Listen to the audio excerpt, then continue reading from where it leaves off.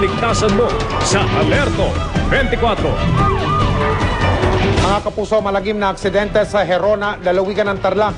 Patay ang 4 na sakay ng isang van matapos makasalpukan ng isang bus kaninang madaling araw. Lumalabas sa paunang imbestigasyon na nakatulog daw ang driver ng bus. Bagay na kanya namang itinanggi. Si James Velasquez, naka-Alerto 24. Halos hindi na matukoy kung anong uri ang sasakyang ito sa Herona, Tarlac. Bukod sa wasak na kaha, nagkalat din ang ilan nitong laman. 10 ang sakay ng Mitsubishi L300 van ang maganap ang disgrasya. Patungo sana itong Ago, La Union, bandang alas 4 kanina madaling araw nang makasalpukan nito ang bus ng Florida Bus Line na papunta namang Maynila. Matapos ang banggaan, dumiretso pa raw ang bus hanggang tumama sa puno ng Kamachile. Mismo mga residente na sa lugar ang tumulong sa mga biktima. May sumasaklo dito sa amin. Ngayon, nilabas namin yung isa dito na babae dahil naibig. Buhay pa po yun? Oo, buhay yun. Tapos, makita namin yung dalawa rito na patay na. Dead on the spot ang 4 sa 10 sakay ng van, kabilang ang driver nito at isang batang 5 taong gulang. Agad na isugod sa ospital ang 6 na sugatan. Hindi naman nasaktan ang 30 sakay ng bus. Sumuko na ang driver nito na si Bobby Martinez de Leon. Patuloy ang investigasyon sa aksidente. James Velasquez, Alerto 24. Isang lalaki ang patay matapos maipit ang kanyang SUV sa pagitan ng isang bus na naman at ng isang dump truck sa North Luzon Expressway o NLEX kagabi.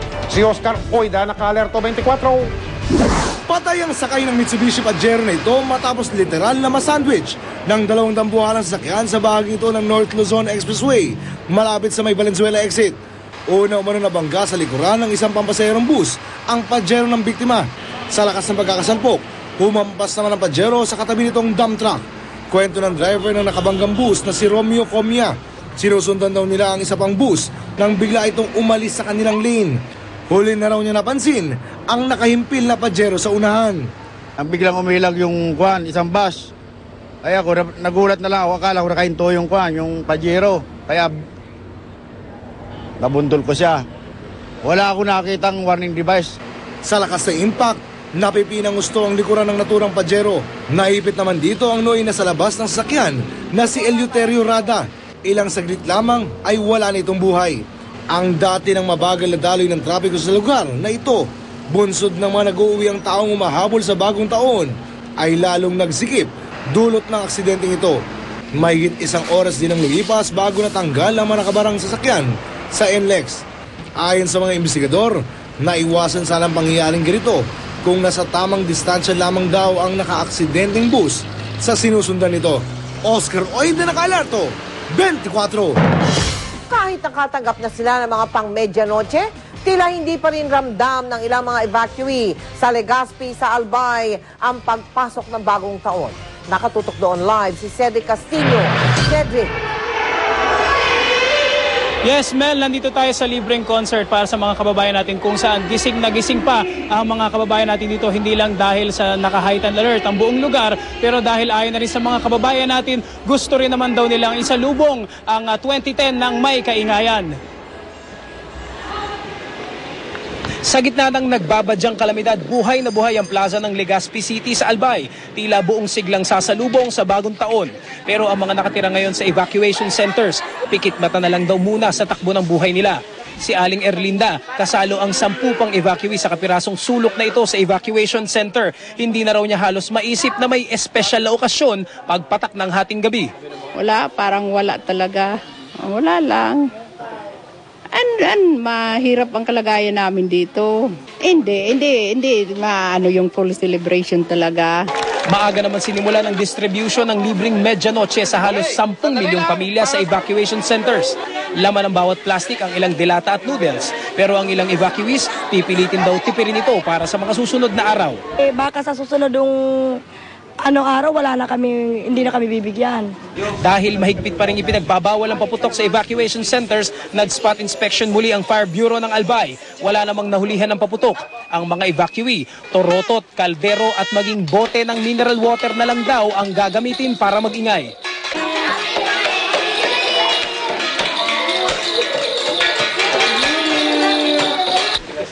Sa loob ng 8-kilometer danger zone, patuloy pa rin ang pwersahang paglilikas sa mga residente.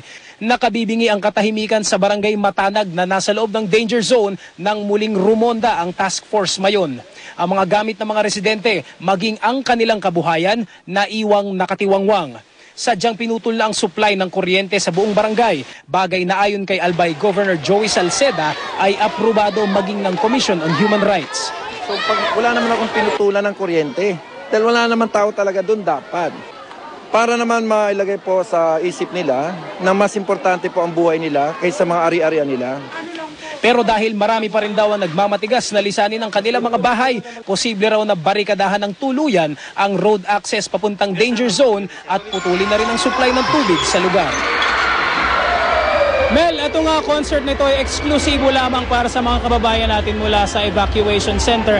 At bagamat hindi pa ito nagsisimula sa mga oras na ito, nakausap natin ang ilan sa mga kababayan natin dito at sinabi nila na bukas ay panibagong araw at panibagong taon na kailangan nilang harapin. Pero sa ngayong gabi ay maglilibang muna sila. Kaya mula rito sa Legazpi City sa ngalan ng buong team natin dito, Happy New Year sa inyong lahat dyan, Mel.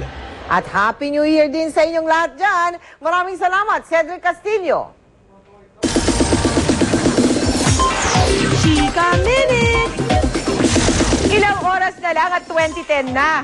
Ano kaya ang plano ng ilang kapuso star sa kanilang karir at maging sa love life sa papasok na taon? Makichika tayo kay Lars Santiago.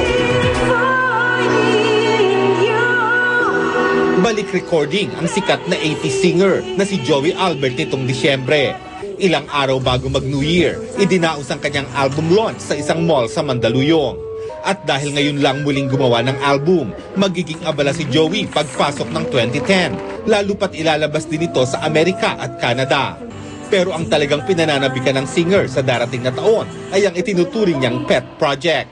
2010 is going to be important because I'm going to open my own preschool and daycare. Which is the other love of mine back home. So it's going to be a really fulfilling year ahead. Si Iza Calzado, kontento sa kanyang love life, kaya naman inspirado sa kanyang career. Mga bagay na may kinalaman sa kanyang trabaho ang iniikutan ng 2010 plans ni Iza. I have quite a number of goals that I need to achieve. Take up maybe dance lessons again and voice lessons hopefully. Pero concrete plans hindi ko pa na-finalize. Pero definitely I want to focus on the things that GMA7 will be giving me.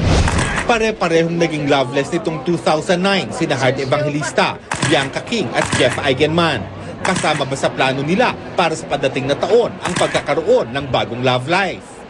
I don't like to plan kasi dati sabi ko 2010 ikakasal na ako. So ngayon 2010, wala akong love life. So you never know, one day you'll wake up at meron nang nakaplano sa'yo. So iintayin ko na lang yun. Karir at pag-aaral naman ang tututukan ni Bianca ngayong nagpasya sila ng band vocalist na si Champ na maging magkaibigan na lang. Posible kayang sumingit ang isang bagong relasyon? Definitely not. Kasi ayoko lang. Parang sa totoo lang sagabal yung love life sa trabaho. So right now, gusto ko i-maximize yung youth ko. Si Jeff, itutuloy na ba ang panliligaw kay Carla Abellana? We'll see. Well, from what I know, we'll be still working together. So bahala na kung anong mangyari. Only time will say. Lars Santiago, updated sa Showbiz Happening. Ang preparations para sa GMA New Year Countdown sa Mall of Asia sa pagbabalik ng Chika Minute. Stay tuned.